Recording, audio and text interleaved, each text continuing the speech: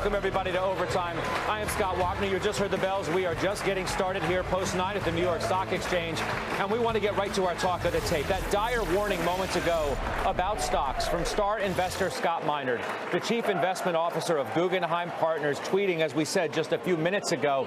Here it is, quote, "Since 1960, PEs have trended lower when inflation is higher, with year-over-year core PCE now at 4.6% and S&P 500 trading at 19 times. We should see stocks fall another 20% by mid-October if historical seasonals mean anything." We welcome in Mr. Minerd right now. He joins us in a CNBC exclusive interview. It's great to talk to you again. A rather ominous warning. Why now? Well, Scott, look, first off, when you're looking at history, and that's one of the things I try to spend a lot of time doing, it really is stark to see the price-earnings ratio where it is. And why right now? Well, this is seasonally the worst time of the year. And August, September, October are the worst performing times for the stock market.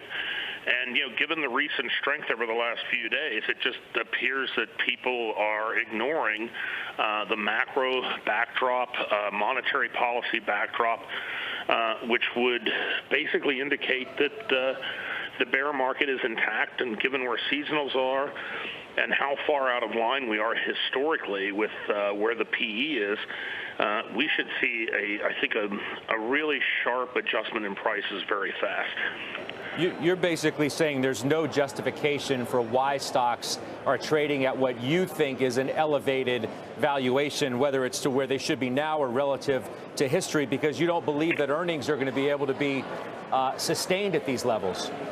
Exactly. And the other thing, too, Scott, it's interesting. The PE that I'm looking at in the tweet is the trailing PE. And so we're looking at the comparable data for the market with a trailing PE. So the argument could be, hey, we're going to see earnings pick up, and that'll help the price-earnings ratio. But, given the backdrop we're in, which we may very well already be in a recession, I don't see earnings picking up dramatically. And actually, I see some downward pressure on earnings coming out of energy and other sectors where we've had price declines. So, the four most dangerous words in investing is "this time it's different." And this is just so stark from history. And when I was on the show with you back in April, we were talking about recession. And I said one of the most important indicators of recession would be if the 3-month bill began to trade higher than the 10-year note. And, as we sit here today, the 3-month bill is, still slightly below where the 10-year note is. But if the Fed delivers on 75 basis points, we're going to have a pretty sharp repricing in the front end. And, we're going to start discounting, a complete inversion in the yield curve. What do you say to those who suggest, to those who say, like you are, that we may already be in a recession, or that we just simply can't be? The job market is too strong right now, and frankly, some of the economic metrics that we've had of late don't show recession either. So how do you respond to that? Well, I think there are two factors here that we have to take in consideration. One is productivity. Productivity has just been abysmal. And so we are getting more people back to work, but we're actually seeing a decline in the output per worker. And so that's obviously a very important component of corporate profits. The other thing is that the employment indicator is a laggard. And that is that we tend to see unemployment rise as the recession just gets started, or after the recession has started. So, I think at this point, a lot of the things people are pointing to are what I'll say nominally positive. You look at some things like, some of the components of consumption, other things like this, wage growth. But at the same time, inflation is running so high that in real terms, these are actually negative numbers. And that's how we measure GDP in real terms. 75 basis points is the number that you threw out moments ago. Is that your base case now for a couple of weeks from now? You think they're going to do that? I think so, Scott. I think that the message is being telegraphed very clearly that they want to front load this and show the world that they're serious about inflation. And given where the market's pricing for the next rate hike, we're very close to it anyway. So I think the Fed will want to take advantage of that and see if they can get ahead of the curve in the tightening. You believe the Fed? And I ask you that because there are a number of people who don't. And there are also those who say that the Fed is not going to do what they suggest they are. And for that matter, they might not have to, because they look at inflation metrics and they say it's starting to roll over. And it's rolling over in some key areas, although it is sticky, admittedly, in others. So maybe they're not going to have to do what they originally said they would, or what investors broadly think they will. Right. Well, I mean, I'll come at that a couple of angles. First off, I think we're already in restrictive territory. I think the neutral rate is somewhere in the neighborhood of 2%, give or take. And so we're just moving into a more restrictive mode. The other side of the coin, however, is that you get people like Mohamed Al-Arian who will tell you that the neutral rate is higher, that if the Fed stops, because we get a few months here where we have month-over-month increases in prices, basically flat to negative, that might risk their credibility. And so I think there is a thought or a fear at the Fed that if they abruptly end or pause, that they're going to run the risk of blowing their credibility as an inflation fighter. So I'm not ruling out a pause. I actually made a comment about that about a month ago. I think that the Fed is trying to leave the door open for what I call a soft pivot. But given the latest rhetoric, I think they're trying to send a message loud and clear. Don't expect us to do it right now or anytime soon.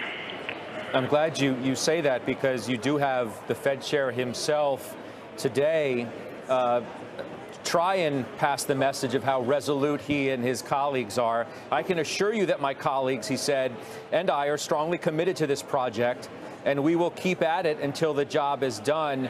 And Scott, he went further. The longer that inflation remains well above target, the greater the concern that the public will start to just naturally incorporate higher inflation into its economic decision making. Our job is to make sure that doesn't happen. The question is, can they do that? Well, Scott, I think the tweet kind of ties into all of this today, because if we do get the kind of decline that I would expect going into October, then that is going to raise concerns about markets instability. And that would be the kind of thing that would, I think, cause them to pause. Otherwise, there'll be concern that that the financial system may be becoming destabilized, and so they could justify a pause then. And then, of course, with equity prices down 20%, that could be a real blow to confidence, and it could deepen the concerns I have about recession. So, I think they are. I think the chairman his rhetoric is overdoing it a bit. He was too soft on inflation initially. I think he's probably moving in the direction of being too hard on it. It's funny that we keep talking about all these causes of inflation, and anybody who's studied inflation knows that it's all related to the money supply. The Fed is really, really restricting the money supply very hard. And, you do start to see signs that with M2 contracting, with QT going on, that perhaps the pressure of monetary policy on the economy is a lot more robust than is being expressed solely in the overnight rate. You sound obviously, so negative, but you do at the same time reintroduce the concept of a Fed put, that a stock market decline, the likes of which you say could happen, could bring the Fed back in when many still think that that is dead. I mean, maybe if you get a seize up in credit, it would be the credit markets that would bring the Fed back to the table, but certainly a stock market decline. I mean, they need conditions to tighten. Do you think that would cause too much of a dislocation that would bring them back? Yeah, I think so. And let me tell you, you bring up an interesting point about credit. I think if we get an abrupt decline in the stock market, then that will cause credit markets to seize up.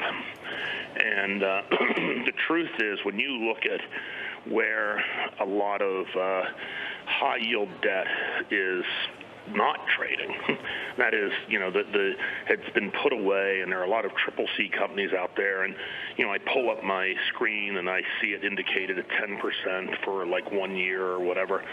If that bond comes due in this kind of an environment, they're not going to be paying 10% for new money. They're going to be paying 13 or 15, or maybe there is no price at all. And so, if we did get that abrupt decline in equities that I'm anticipating, then I think we would probably see the high yield market seize up and a lot of concern about people being able to refinance their debt. How are you positioning as a result of how you feel and this view that you're expressing to our viewers who would admittedly are probably a little unnerved by what they're hearing from you? Well, I think that look, I'm not prescient. I don't have a perfect handle on the future. In terms of we look at things in terms of our beta. In terms of our credit beta, we're running about 70% of the max, which means we're above average because the bonds are cheap relative to Treasury, corporate debt, even high yield. But we have dry powder to increase that exposure if what happens here. We have a fairly sizable position in puts on the S&P 500 and other indices as a hedge against the event that I'm talking about. And in terms of treasuries and interest rate exposure, we're pretty much max long. I think we're in the process of putting a top in long-term rates, and we've been running with an above-average position on a duration basis now for the last few months, and it's been a little painful over the last 4 weeks, but has actually been a pretty good position to be in. And I think that if you're thinking of the backdrop I'm talking about, where we would have a stark decline in risk assets, that would be extremely good for treasuries, and we would see long-term rates come down. Do you get more bullish on equities if, in fact, they do go down 20%? We'll call it, 3,000 or so on the S&P or thereabouts? Yeah, I would, somewhere in that zone. I'm thinking somewhere between 3,000 and, let's broadly say 3,000 and 3,400. We'll figure out the bottom when we get there. But, I would say at that point I'm a buyer because if you believe everything I just said, if you believe that the Fed will pause, it's going to be supportive for risk assets, and the seasonals turn around. Seasonals turn positive in November through March, actually through June. So the old adage of buy in May, or sell in May, go away, come again at Labor Day. Statistically, it's actually the first game of the World Series, and I would expect the Dodgers will sweep the World Series this year. You may have a vested interest in making that call. I totally understand. But are you also suggesting that while the next, call it 4 to 5 or so weeks, could be decidedly painful, that if the market presents itself to become more advantageous, that we could actually have a decent finish to the year at the same time? I would expect so.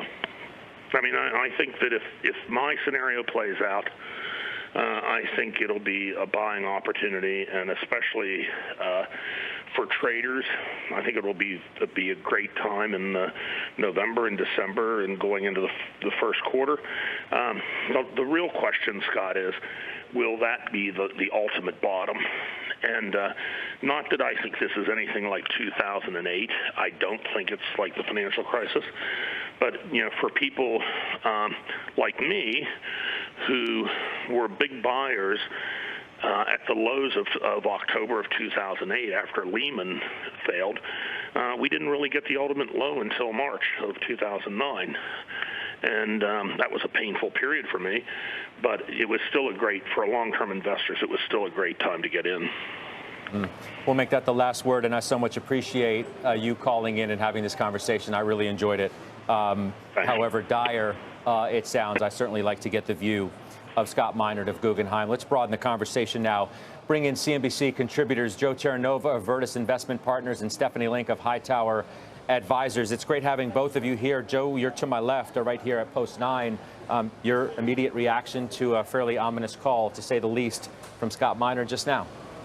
That's exactly why the market has been rallying the last couple of days, because there is this overwhelming pessimism that has been rebuilt into the market again in reaction to Chairman Powell's Jackson Hole speech and the price action in the month of August. Statistically, everything that Scott cited is accurate, it is on point, and it is indicative of an earnings outlook that should see earnings contract and see a lower valuation, in particular for hyper-growth type of equities. But collectively, with all that being said, okay, if I'm thinking that a very strong period is coming between November and March, and I ultimately have to incur 20% down in the market ahead of that, okay, individual equity holdings, I'm not so sure I'm going to be selling them here. I'm going to go to the derivative market, and it sounds to me like that's what Scott was doing. I think he said he's got some S&P puts. I'm going to go to the derivative. He said sizable. Okay.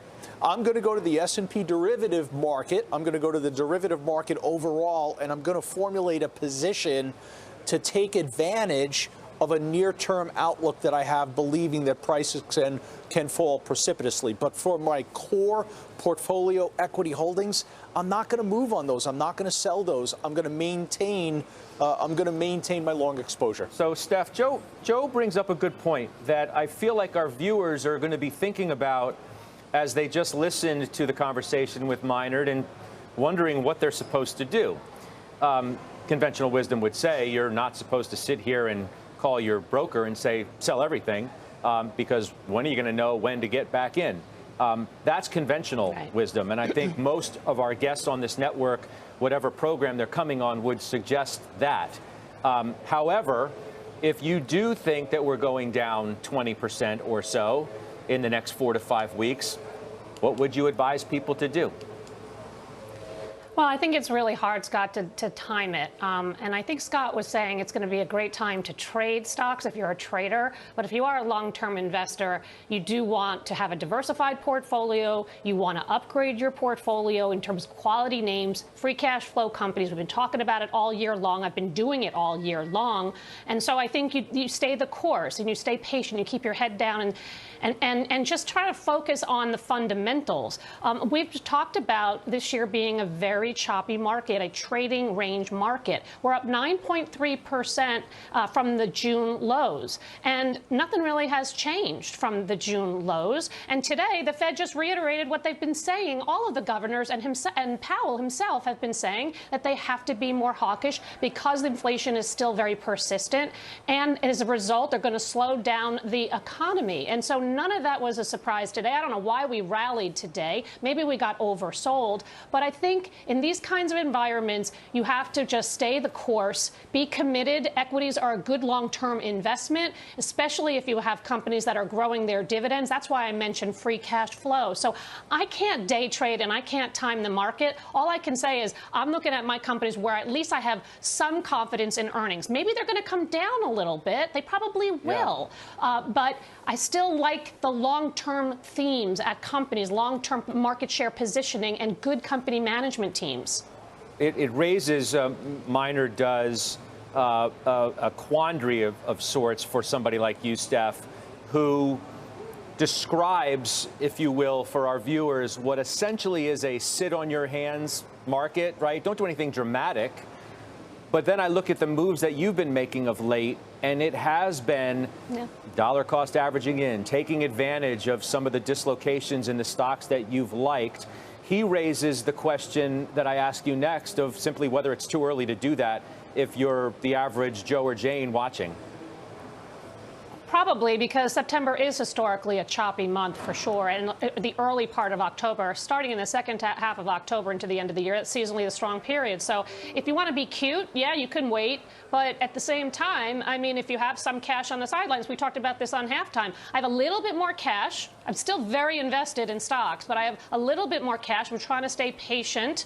And we have a couple of weeks coming up of conference season. This is the time to start to do the homework and pick ideas. But sure, I mean, I've been kind of taking some profits along the way. We talked about American Express. So I sold that, but I bought more Berkshire. I bought more Bank of America. I sold Wynn, and I bought Dollar General. So, like, I'm looking for opportunities to upgrade, as I mentioned, and to try to find companies that are not really high beta, right? I mean, just companies that, you know, they don't move up 5 and 10% in a day kind of thing. They have strong earnings, good balance sheets, etc. You know, Joe, one of the other provocative things that Minard had to say was the idea of reintroducing the Fed put, right? Those are my words, not his, but he made the point that if you get a dislocation, the likes of which he suggests you might, of some 20%, you're going to get a credit event along with that. And that could be in and of itself enough to reintroduce the idea that the Fed backs off. I think he used the terminology a soft pivot, but you get the point of what he is suggesting. And it's going to feel rather ugly at that moment that the market does go down to that degree. Sure. I mean, that all sounds, that's a nightmare scenario. I understand that. But the evidence as we have it right now, Scott, is that we are seeing the credit markets functioning well. The leveraged loan market is functioning well. We've got a Citrix leveraged loan that went with overwhelming demand. $4 billion has been actually taken down by the street. So there's strong demand there. The Federal Reserve is going to, I said this, I sat with you on the night of Jackson Hole that Friday. I said the Federal Reserve is going to go 75 basis points in September. That's what they have to do. They're going to continue to do that. I think markets understand that. They understand that that's ultimately the position. Well, they understand that 75 could be coming in a couple of weeks. What I don't think they understand is that if inflation remains elevated, or if the Fed truly remains as resolute as they sound, that it may not be 75 and then 25 and then 25. It could be 75. It could be more. They could keep rates elevated for a longer period of time than people think. That changes the whole ball game of what it means for the economy, earnings, and ultimately stocks. So for me, the perspective that I have looking at markets is my theory is that the Federal Reserve will stop raising rates either in December or in Q1 of 2023.